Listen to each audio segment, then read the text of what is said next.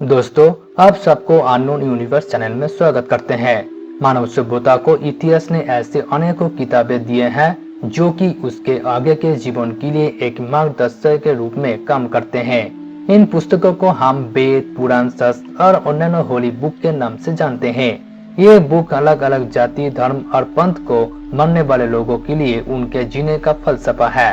ये किताबें आमतौर पर हमें ज्ञान, उद्देश्य या जीवन के रहस्य के बारे में बताते थे, लेकिन पवित्र किताबों के विपरीत दुनिया में कुछ किताबें ऐसे भी हैं जिन्हें बेहद रहस्यमय और खतरनाक माना जाता है।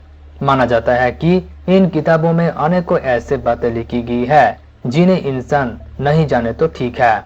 तो दोस्तों, शुरू करते हैं आज का ये वीडियो। लेकिन दोस्तों, वीडियो शुरू करने से पहले आपके सामने हमारी एक छोटी सी रिक्वेस्ट है। अगर आप हमारे चैनल पर नया है और अगर अभी तक चैनल को सब्सक्राइब नहीं किया है तो प्लीज सब्सक्राइब कर दीजिए अननोन यूनिवर्स चैनल को। नमस्कार दोस्तों, मैं हूँ राज और आप देख रहे हैं अननोन यूनिवर्स।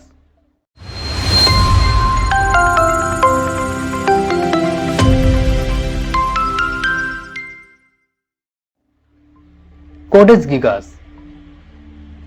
कोडेक्स गिगास, जिसे लोग डेविल्स बाइबल के नाम से भी जानते हैं, मान्यता के अनुसार इस किताब को 13 शताब्दी में बेनेडिक्टिन मॉन्क द्वारा लिखा गया था। इस मॉन्क ने अपने पद के कुछ महत्वपूर्ण नियम का उल्लंघन किया था, जिसके कारण बोहेमिया, जो कि अब चेक रिपब्लिक का भाग है, वहां का राजा ने उसे दीवारों में चुनमा देने का आदेश दिया था। लेकिन दीवार चुनमा जाते वक्त उस मॉन्क ने राजा के आगे प्रस्ताव रखा था कि यदि वो जान बख्श दे तो बदले में वो मॉन्क राजा को एक ऐसी किताब लिख कर देगा जिसमें सारा ज्ञान मौजूद होगा। राजा ने उस मॉन्क की शर्तों को मान लिया और उसे इस किताब को लिखने के लिए जरूरी सभी सामान मुहैया कराया दिया गया। लेकिन एक रात में एक ऐसी किताब लिखना वाकई नामुमकिन काम था। तब उस मॉन्क ने शैतानी मंत्र के द्वारा लूसीफर का आह्वान किया और लूसीफर से अपनी आत्मा के सौदा हो जाने के बाद उसने उस मॉन्क को इस किताब को लिखने में मदद की।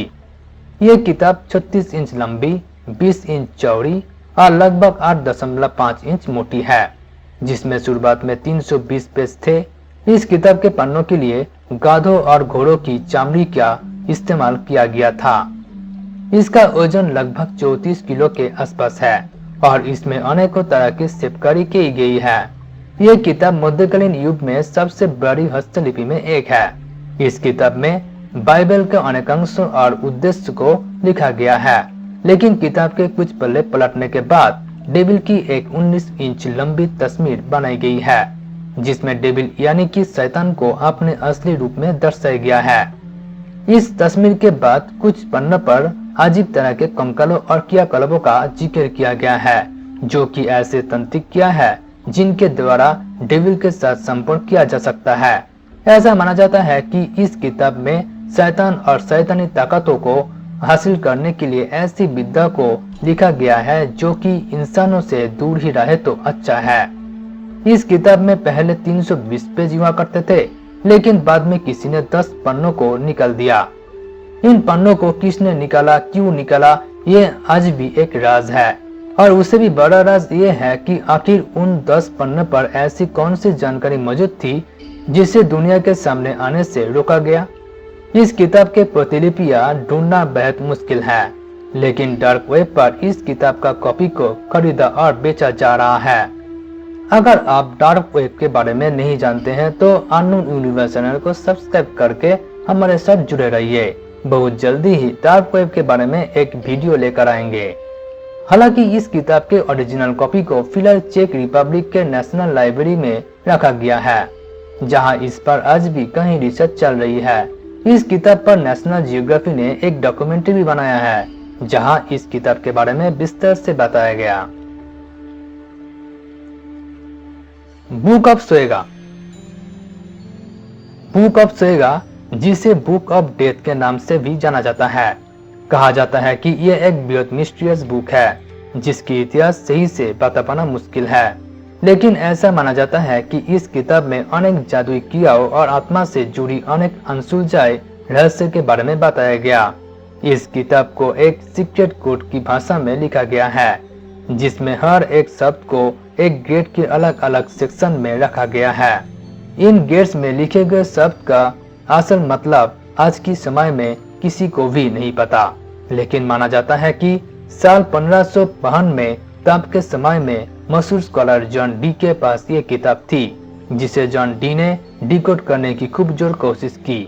इस किताब में लगभग 40,000 वर्ड को काफी अजीब गरीब ढंग से लिखा गया है। जैसे जैसे जॉन डी ने इस किताब के कुछ अंश को डिकोड करना शुरू किया, वो समझ गई कि ये किताब जादुई मंत्रों से भरी हुई है। लेकिन इसको डिकोड करने में जॉन डी की सारी उम्र चली गई और उनके मरने के बाद ये किताब कहाँ गई, इस किताब की मालूमात किसी के पास नहीं थे। इसीलिए इस किताब को एक विलुप्त किताब मान लिया गया। लेकिन साल 1990 में अचानक इस किताब को ब्रिटिश लाइब्रेरी के कोने में पाया गया। ठीक उसी समय के आसपास इस किताब की और एक प्रतिलिपि बर्डलियन लाइब्रेरी ऑफ ऑक्सफोर्ड में जादुई तरीके से बरामद हुई। दोनों ही जगहों का अधिकारियों का दावा था, इससे पहले ये किताब उन लाइब्रेरीज में नहीं थे।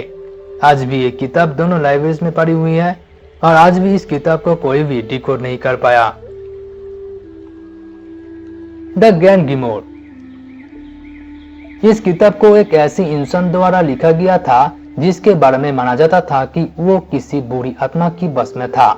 इस किताब को 15वीं शताब्दी के शुरुआती वर्ष में लिखा गया था। इस किताब में काले जादू और शैतानी आत्माओं को बुलाने की कई विधियों का विस्तृत वर्णन है। साथ ही इस किताब में तांत्रिक क्रियाओं और शैतान यानी डेविल को इंसानी बलि देने क्रिया को भी विस्तार से समझाया गया है। ऐसा माना जाता है कि ये किताब पढ़ने वाले के दिमाग पर इतना बुरा असर डालता है कि जो भी इस किताब को पूरा पढ़ने लगता है तो वो पूरी आत्माएं की काबू में आ जाता है, यानी कि किताब को पढ़ने वाला व्यक्ति का एक तरह से बेनवश कर दिया जाता है। इस किताब से हो सकने वाले दुष्परिणामों को ध्यान में रखते हुए ये फैसला किया गया है कि इस किताब को लोगों को पहुंच से दूर कर दिया जाए। इस कारण से इस किताब को अनेकों तरह का तंत्र मंत्र करने के बाद वेटिकन सिटी के एक गोपनीय जगह पर रख दिया गया, ताकि ये किताब किसी भी इंसान की पहुंच से बाहर रहे। यूं तो किताबें हमारे मानसिक विकास के लिए एक सबसे ज्यादा जरूरी साधन है, लेकिन आज के वीडियो में बताई गई किताबें इसके विपरीत कुछ विशेष इंसानों को असामान्य शक्तियां प्रदान करने के लिए लिखी गई है, इसलिए इनसे दूर रहना ठीक है। अगर आपको कभी ऐसे रहस्यमय और खतरनाक किताब पढ़ने का मौका मिले तो आप पढ़ना चाहोगे? आपका जवाब हमारे कमेंट बॉक्स में जरूर लिखकर बताएं। अगर आपको वीडियो पसंद आए तो लाइक कर दीजिए और दोस्तों के साथ शेयर भी कर दीजिए, और इसी तरह ब्रह्मांड की रहस्यमय घटना के बारे में जानने के लिए सब्सक्राइब कर दीजिए अभी इसी वक्त अननोन यूनिवर्स चैनल को। आज का वीडियो बस इतना ही, फिर मिलेंगे नया एक वीडियो के साथ। तब तक के लिए अलविदा।